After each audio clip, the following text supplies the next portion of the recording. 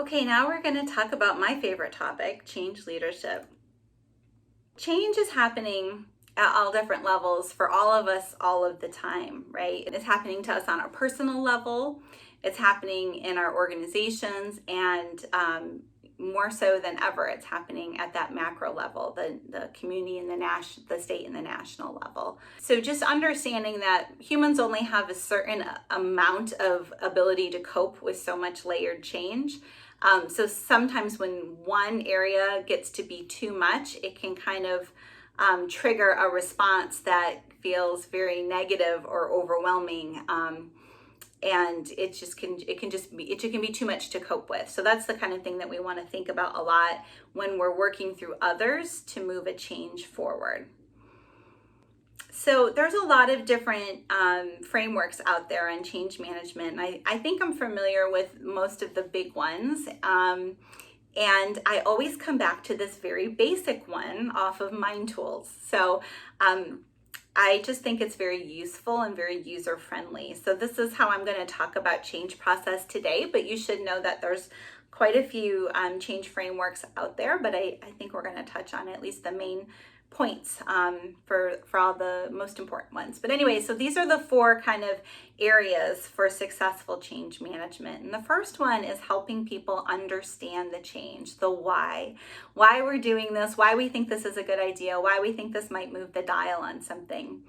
And then the second part is planning for change. And the planning part comes into the meetings, the strategies, the figuring out which interventions we're going to select, how are we going to do this, how might we approach putting together the workforce development supports that are going to be needed, how will we bring in trainings to help our staff think and work differently. All of that kind of stuff goes here. If it's a process-based change, what are going to be the new tools and processes, and what are the systems that are going to need shifting.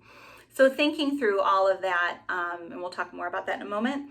And then the third one is managing resistance to change. I've already hinted a little bit about that in the adaptive leadership section. Because it's such a big issue for most leaders who are leading change, we're going to talk a little bit about that and why people might be, or at least perceived, resistant to change, and what are some strategies to make the change effort go as smoothly as possible. And then lastly, implementing the change, right? What's the nuts and bolts of how we're going to do this, and eventually how are we going to scale it and make it part of the culture, and how are we going to improve upon it over time? So these are sort of the four areas. This is the change curve that gets talked about a lot when we talk about change. And basically, I want to point out, the first thing I want to point out is that these look like they're equal stages in time and effort, and that's not the case at all. This is very variable depending on the change, right? So if the change is, in the lunchroom, we want to put up a new schedule for which teams should be in the lunchroom at which times. I'm making this up. But that's a pretty small change. It's not going to take years and years and years of figuring that out, right? Of how you're going to put a process together so that everybody's not in the kitchen at the exact same time. And so basically, you're not going to have hopefully a huge disruption period there.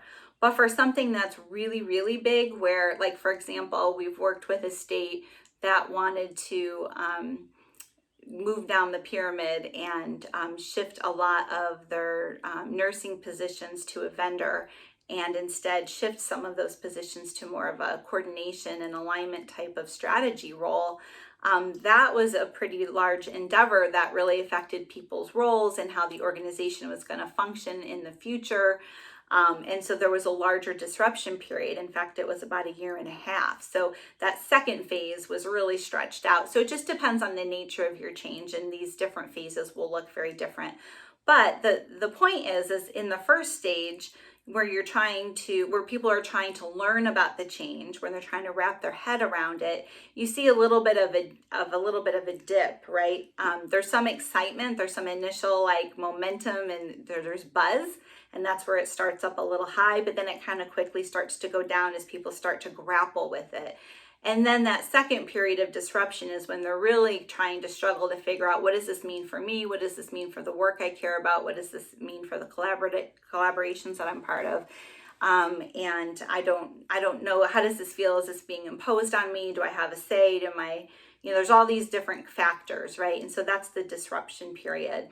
And that's as low as it gets. And then you see it starts to go through a little bit of an upswing as people start to try on different hats. Maybe now they're engaging with some workforce development opportunities. Maybe they're getting some coaching and supports from their managers. Maybe there's some new office configurations that they're enjoying. Who knows what it is, but whatever the what is, they're starting to kind of try it on, see how it fits for them, explore and engage with it a little bit, moving closer towards acceptance that yes, this change is happening. And then the rebuilding effort and the integration and the full implementation, you can see is like the upswing there. This is what we call the S curves of learning and innovation. These are used a lot in the business sector, but we use them too in public health. And basically what this means is, I call it hopping S curves.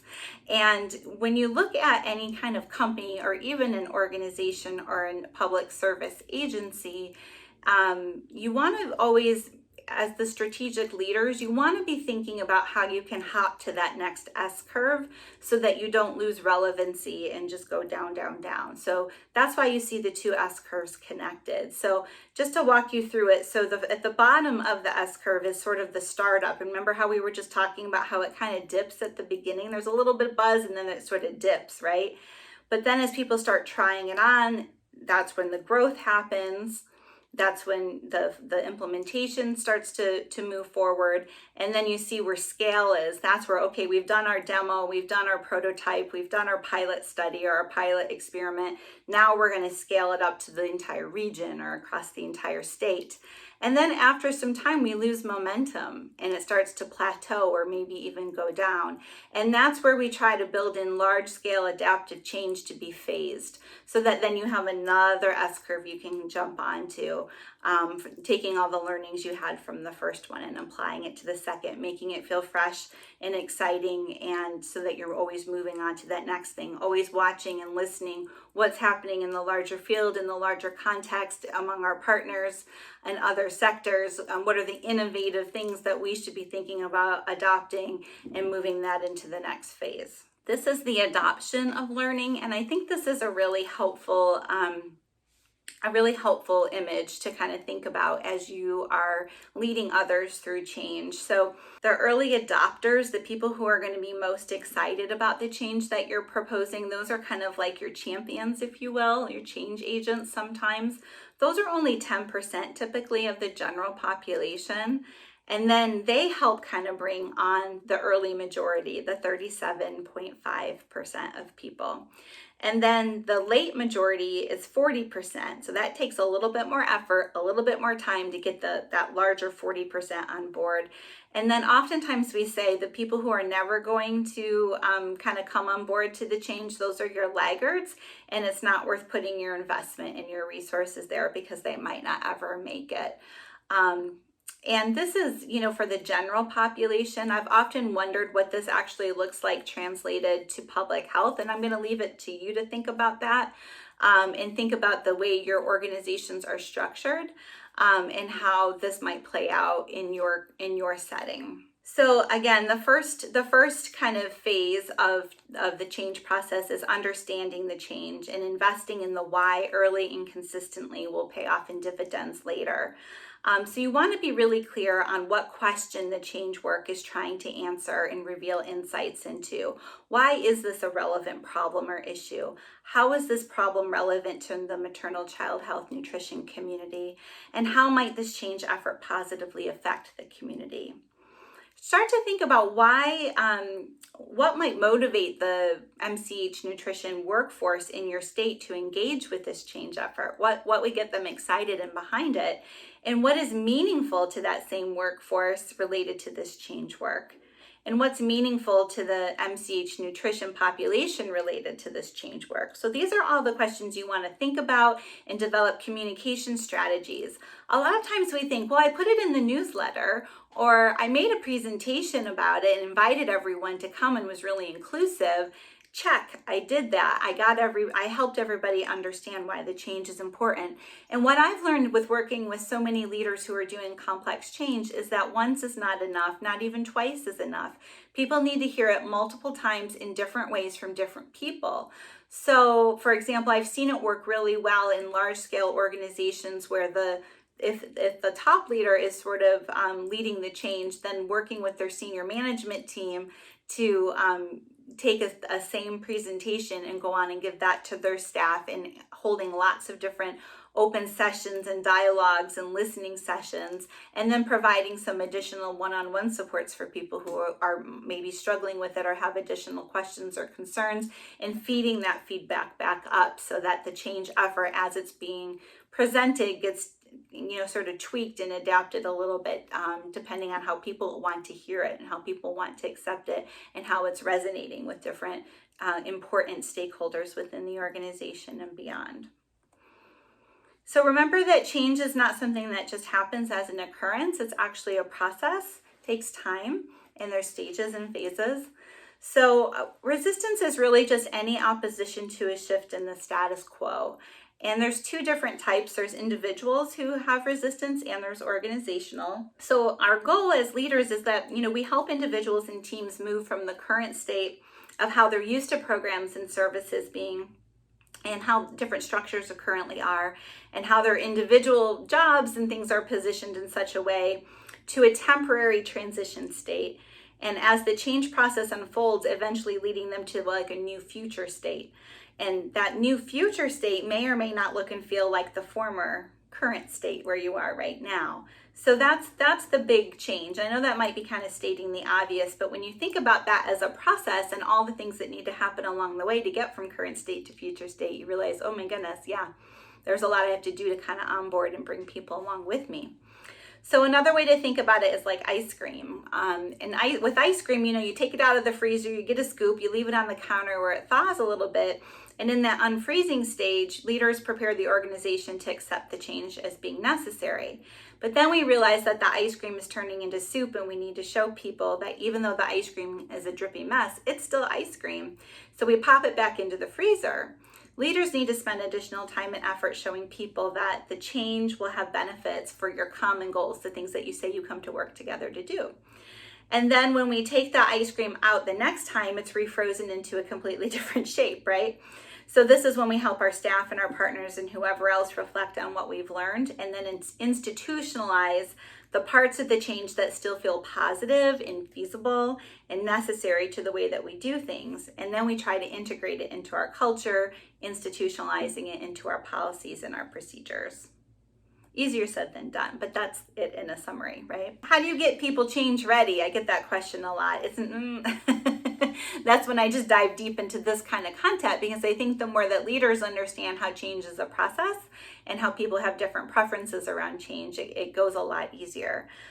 So you want to spend a lot of time helping people understand the why of the change, and think about how people might react and have some strategies for support if they're having challenges. And you want to just remember that you're working with humans, and there's a human emotional component to this, and that is valid. It's not unprofessional to have an emotional response to some of these things. It's actually very valid, and the more that we can be supportive through that, the better. And so you want to spend your time, like I said, helping people understand the why, but you also want to spend more time thinking through the plans for the change.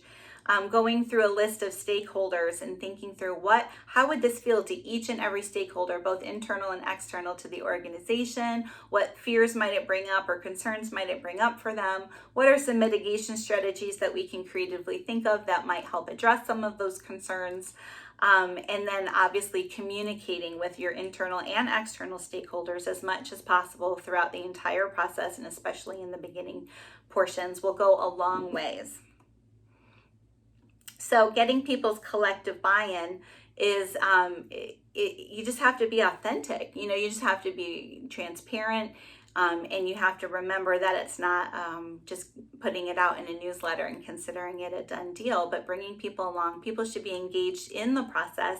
Their feedback should be gotten in early stages. And if it hasn't, then you have to go backtrack and go back. I worked with a pretty large scale initiative providing some technical support, and we realized that the change effort had been designed a little too quickly and had been implemented a little bit too quickly, and it wasn't being accepted by the people that it was intended for very well. And the reason for that was is they didn't have a lot of input in the earlier processes of the planning, right? And so going back and doing that was really, really important. Speaking of planning for change, so there's basically two key elements: thinking through potential impacts, both the intended and unintended, and how you might manage the consequences for change. So this is kind of like what we were talking about before about going through a list of stakeholders.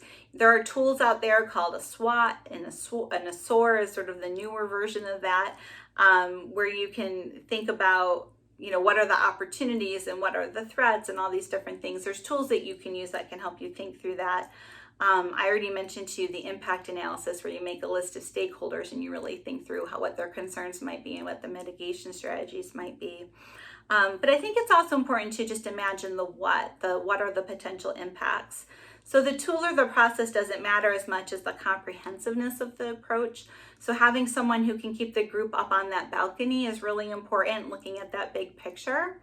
Thinking about the who and the where, you want to be sure to consider how potential changes might be experienced by different groups and different individuals.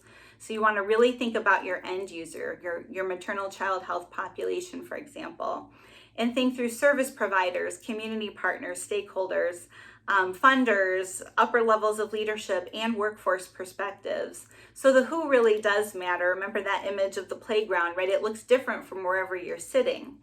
And so where might the potential impacts, the both positive and negative ones, be experienced more or less? Doing this kind of imagining and thinking and anticipatory work will really pay off in dividends later. And then finally, the how. How might you manage the consequences? We're still kind of in that hypothetical place here, but it's a good idea to spend some time thinking about these potential scenarios. In this stage is when you want to prepare those mitigation strategies that I keep bringing up, not later when it catches you by surprise and you're in total reaction mode. So proactively imagine, if X happens, this is how we might respond. These are the supports we can offer. Maybe we would offer even to change how we're doing our change, whatever it might be. So these potential discoveries will help shape your evolving plan on how to help prepare different individuals and groups for potential change. Managing resistance. This is when my phone often rings, typically on a Friday afternoon, when staff are really, really upset, or stakeholders are really, really upset. So if you invest in those earlier stages, like we talked about, hopefully this stage won't be quite as painful. But again, as resistance is normal, not everybody's going to be in love with the change effort. So you just want to reiterate again why you think the change is necessary. Really share the vision, be inclusive about the big picture thinking. Don't feel like you're hiding that behind a screen, right? That's something you want to be really upfront and transparent about.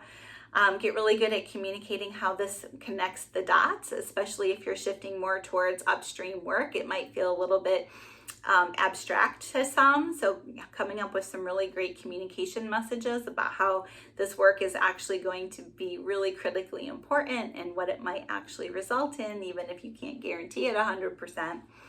And you never want to surprise your stakeholders with a change, right? You want to bring them in early and get their buy-in early. And having some draft tools in place and some written materials is really, really helpful. Sometimes I talk about using a RACI chart, which is just a chart where you explain who's responsible for different tasks, who's accountable for them, who has to sign off, RAC, who has to be consulted, whose expert opinion needs to be brought in as you're thinking through something, and who just needs to be informed, FYI. I use that tool a lot in change efforts because those who used to be responsible before might be shifting, especially if there's a shift in leadership levels. If someone's moving up to a higher leadership level, then they just might need to be consulted and might not have to be the nitty gritty, get things done action person. So if roles are shifting, that's a really good tool to use as well. And then this is the impact zone. I just put this here just to express, I think it's a great visual. My colleague, Dr. Upshaw, uses this one a lot, and it just shows that different people, depending on where they're sitting, are experiencing this very differently. Those who are feeling it on the individual level very intensely are in that red impact zone in the middle.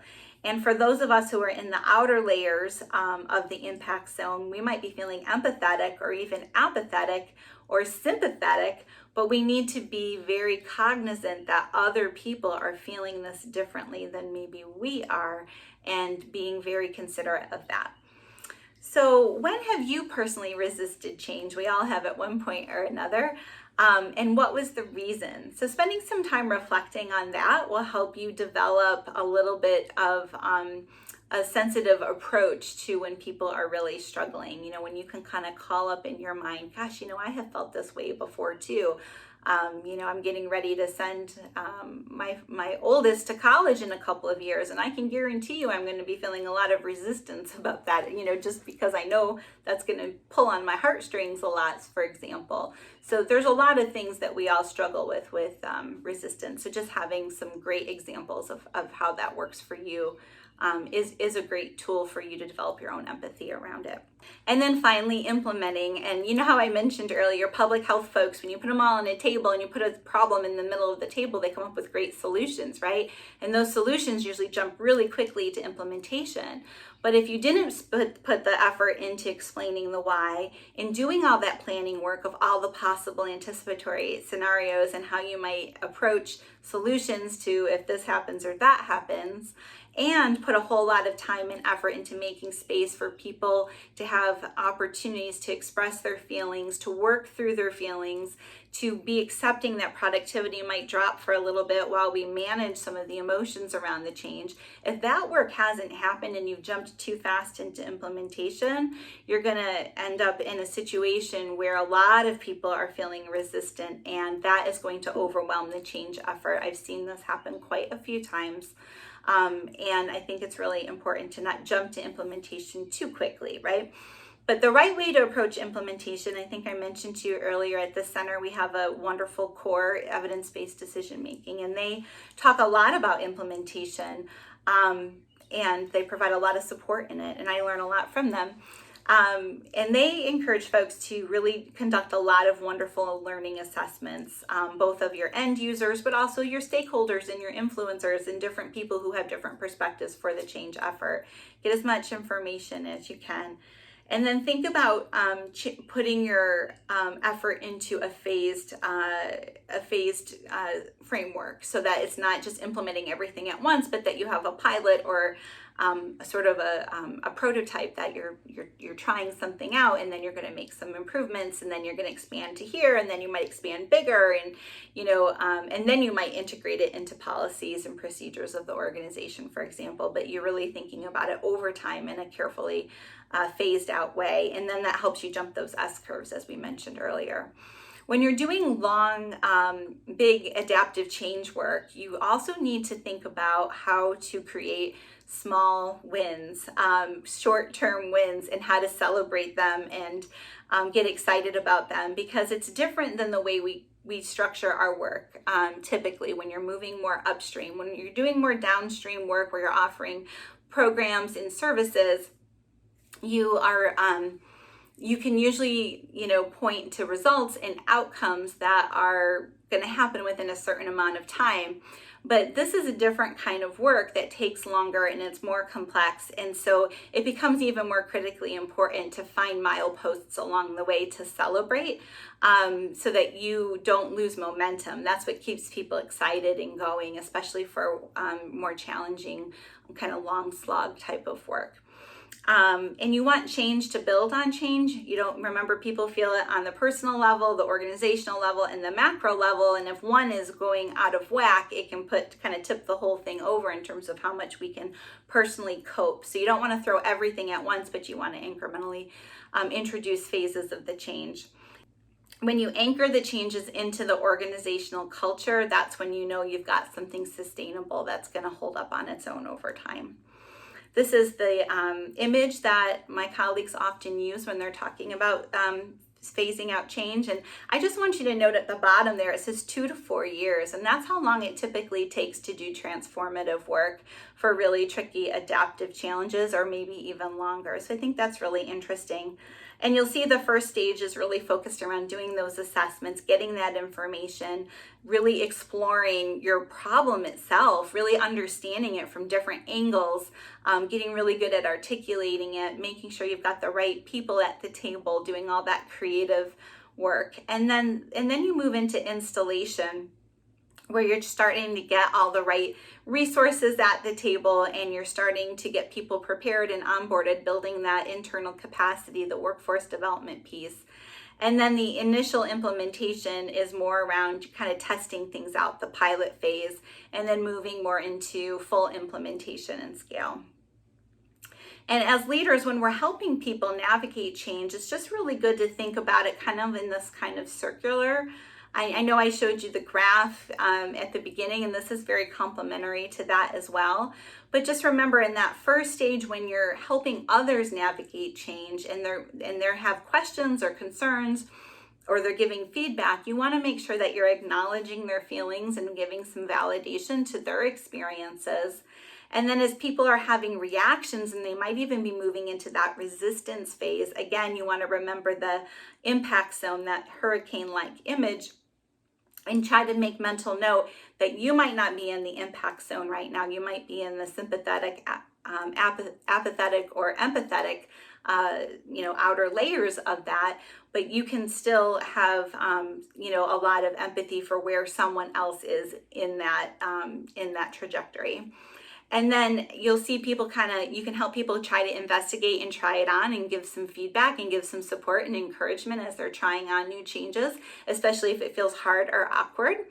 And then moving into implementation, and you've helped people kind of come full circle. And then there's lots of things along the way there that you can provide supports on as well.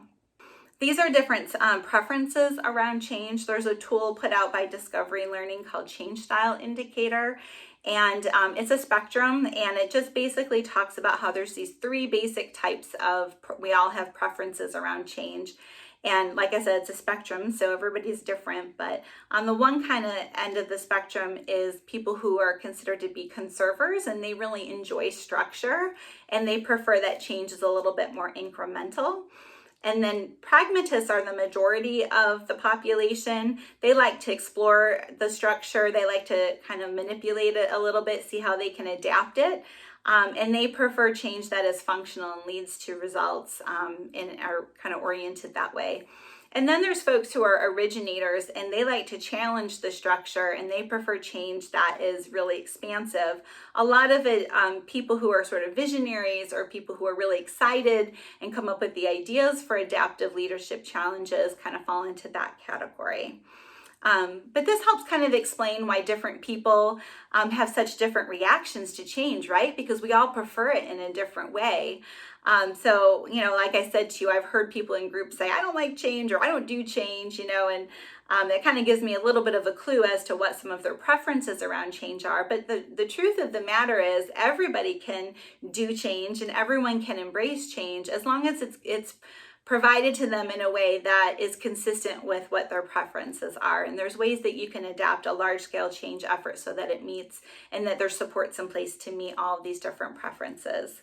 So my hope is that by showing you that everyone can do change in a way that feels okay to them, if you give some thought to the concept that different people prefer it in different ways, then you can identify someone's preferences for change, and you can kind of tailor things to them.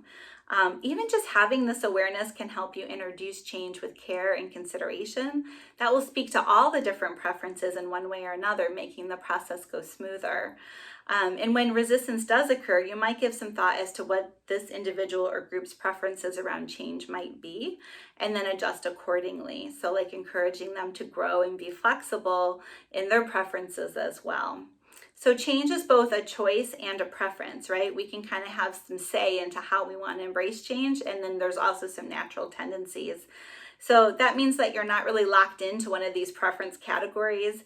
And in fact, those of us who are really well aware of which of these natural preference categories we might fall into, we know that we can sometimes go overboard and compensate for blind spots of that preference. So my point is that we have a little bit of both, right? We have some natural preferences for how we like to do change, and we have some choice as to how we can kind of mind over matter it and how we approach change as well. So here's just a little bit more information about the different preferences for change. So conservers, like I said, they really encourage structure. They really prefer structure, but they prefer the current structure. They don't get as excited about the proposed new one, typically. They also really like predictability. They're really detail oriented, and they might sometimes be perceived as having some conventional assumptions. They typically like to honor tradition and values. I had a really transformational leader who falls into this conserver category once say to me, "I just don't like spaghetti on a wall. Come to me when you have figured out what the 3 priorities are, and then I know what to do."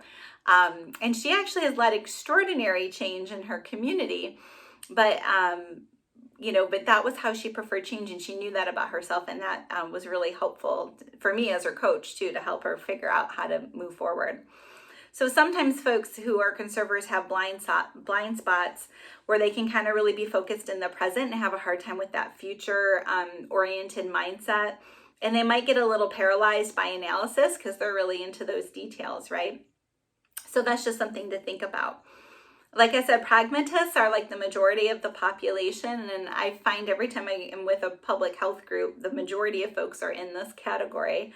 So I don't know if that's true or not. That's just my subjective experience, but you'll have to see with your own staff and folks if you ever have the opportunity to do this assessment. But pragmatists are usually seen as very agreeable. I often kind of joke that it's like the middle child. They are very great at peacekeeping. And they're great mediators. They can kind of see both sides. They're really great on teams. But their blind spots is that they sometimes seem a little bit undecisive. They have trouble making decisions. They seem sometimes risk adverse too, and I also see that with conservers. They might try to please too many people at the same time. And they might be a little bit easily influenced. So that's something that we hear a lot. And that negotiating compromise is a little bit too middle of the road. And so if you're really trying to do something really, really, really different, getting them comfortable with that can be a little bit of a challenge. And then originators, they like to challenge the current structure. They see policies and procedures as optional. Whenever I say that in front of a group, all the conservers just laugh. So that's always a fun little thing to do.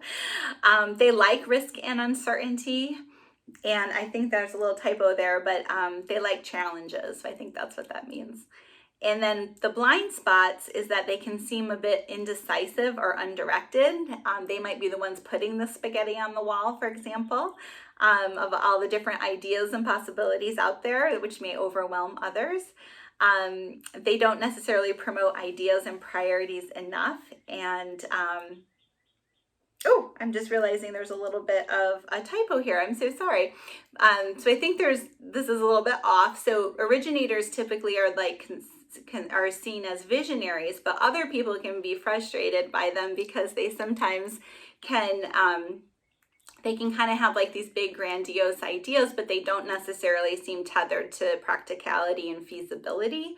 So that's one of the blind spots. They also don't prefer the details a lot of times. They like to stay in the big picture thinking. And so it's really important sometimes when you're doing a large scale change effort to pair a pragmatist with an originator so that it goes smoothly and goes really well. So how can you increase your own flexibility? Well, just like I said, you can pair yourself up with someone with a different style, but you can also actively try to think about and understand other people's styles really well. You can try out a style that might not be your dominant one. And when you take time to pause and reflect, when you're having an emotional reaction or response, right? You're like, ooh, I'm feeling a little heated right now. Why is that? Is that my pragmatist, tendencies flaring up there because I don't like conflict. I like to keep things peaceful, something like that. So just understanding your own triggers a little bit more. In learning your own preference for change, you would have to take a change style indicator assessment, like I mentioned. But they really are on a continuum, so it's not like you're just easily one or the other. You could be between the two, and to the degree that you're closer to one than to another speaks a lot to your preference as well. But sometimes this is a really helpful tool when you're trying to understand how to move a team or a whole large group through a change process. Remember that change is happening to all of us on multiple levels and in different places of our lives. So you might not always know if someone's having an emotional response, what else is happening in the other aspects of their life that might be kind of putting them a little bit over. And finally, transformative change work for teams or organizations find ways to use the strengths of each of these change preferences so that individuals will shine at different parts of the process. For example, it's really wonderful in the communicating why part to have the originators kind of help explain, and it's really helpful when you're planning out like the details of how things should go or be improved to help pull in your detail-oriented conservers, and then use your pragmatists to help when you're dealing with mitigating others' emotional responses to the change, just for example. So now we're going to be moving on to session 3.